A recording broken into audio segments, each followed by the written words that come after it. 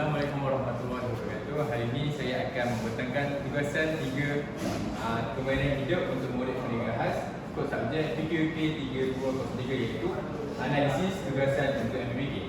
Di sini saya ingin mengucapkan terima kasih kepada dua lektor saya iaitu Dr. Nik bin Suman, Dr. Nik Hassan bin Suman dan Dr. Hajarul Fahdi bin Zakaria. Sebelum itu saya ingin memperkenalkan diri saya. Nama saya Muhammad Iqbal bin Mazlan. Angka giliran saya 202208244010. Okey, antara kemahiran yang saya pilih ialah kemahiran masak. Maka itu saya memilih Vietnam Roll Chicken sebagai saya pilih kemahiran memasak untuk mengajar MBBK. Okey, di sini saya ingin memperkenalkan sedikit sebanyak tentang kemahiran masak. Kemahiran masak adalah kemahiran asas yang perlu dikuasai oleh semua individu, termasuk murid pendidikan khas. Bagi murid pendidikan khas, mempelajari kemahiran masak bukan sahaja yang berkaitan dengan keperluan harian, tetapi juga merangkumi perkembangan sosial, kemandirian dan pembelajaran sepanjang hayat. Dalam konteks pendidikan khas, memahami dan mengasah kemahiran masak menjadi penting dalam membekalkan mereka dengan pengetahuan untuk mencapai kejayaan dan kemandirian dalam kehidupan mereka.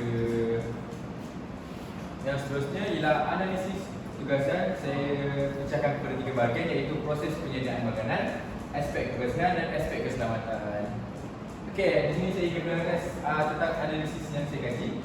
Analisis tugasan adalah satu proses yang penting dalam pengajaran dan pembelajaran murid pendidikan khas.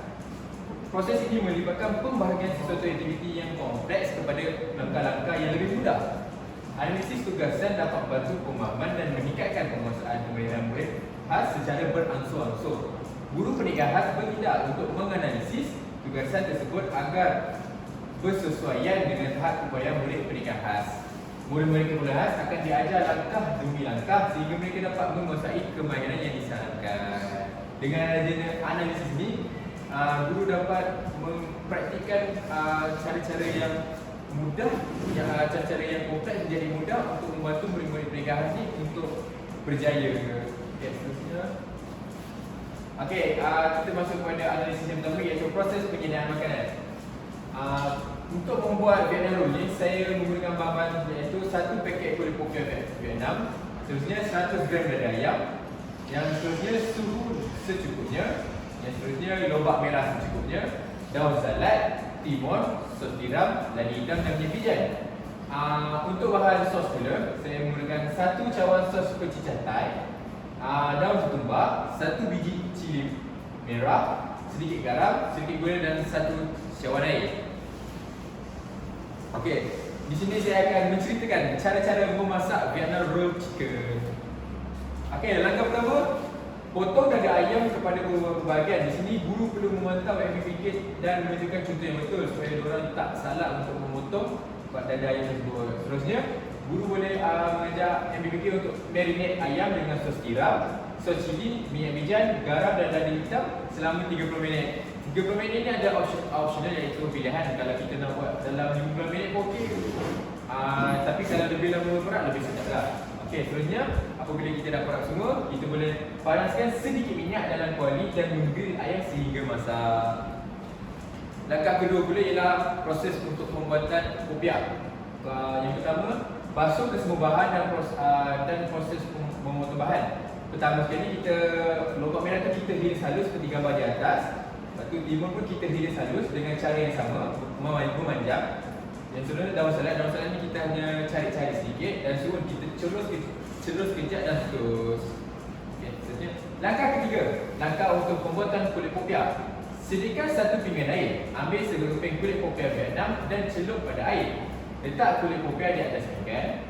Susun lobak merah, timun dan daun salad, susun dan dada ayam dengan sedikit ulung dengan kemas. Di sini dengan adanya kaedah ini, guru dapat membantu murid-murid mereka untuk meningkatkan mereka punya psikomotor halus juga. Okey, seterusnya langkah keempat, pembuatan sos.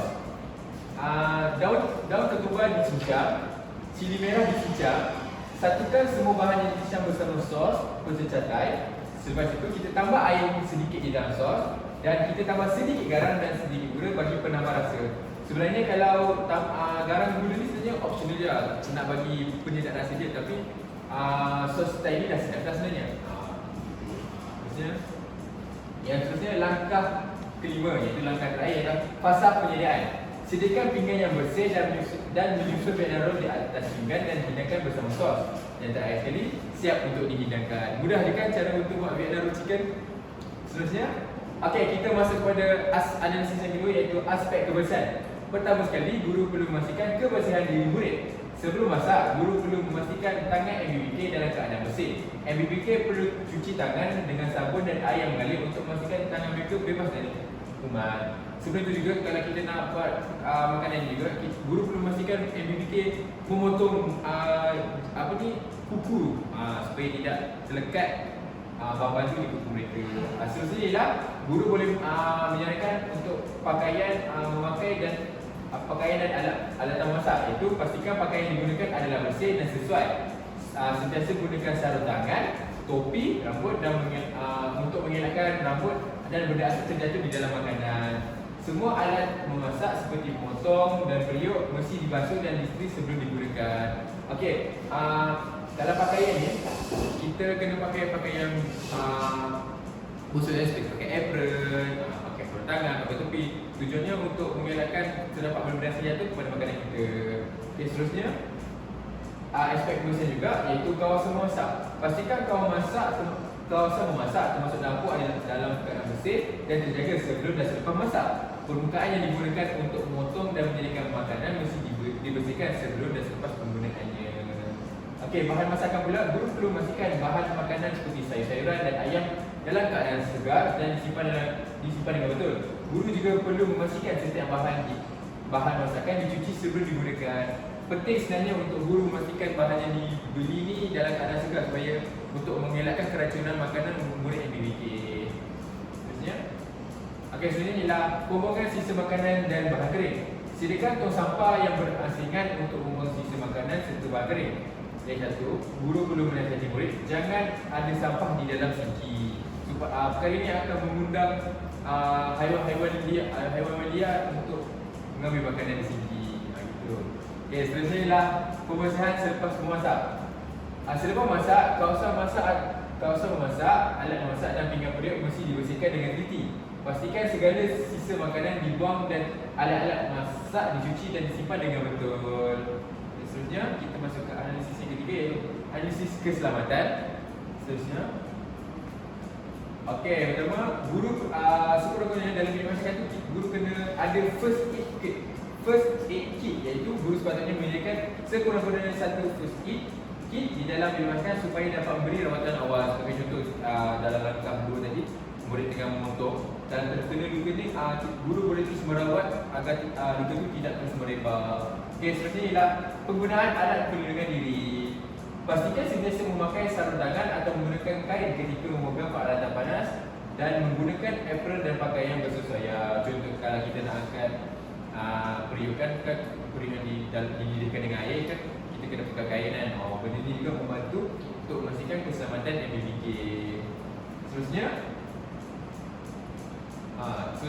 alat pemadam kebakaran. Pastikan terdapat alat pemadam kebakaran yang sesuai seperti pemadam api atau sibuk pemadam api yang boleh diakses dengan cepat. Seterusnya, alatan memasak. Gunakan pisau dan alat memasak dengan berhati-hati untuk mengelakkan kecederaan. Simpan alatan tajam di tempat yang bersesuaian.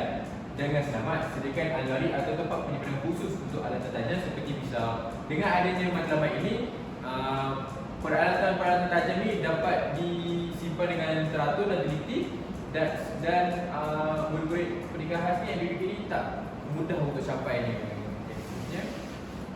Iaitu pemeriksaan. Lakukan penyelenggaraan secara berkala ke atas peralatan dan sistem keselamatan di bilik masyarakat untuk memastikan semua berfungsi dengan baik.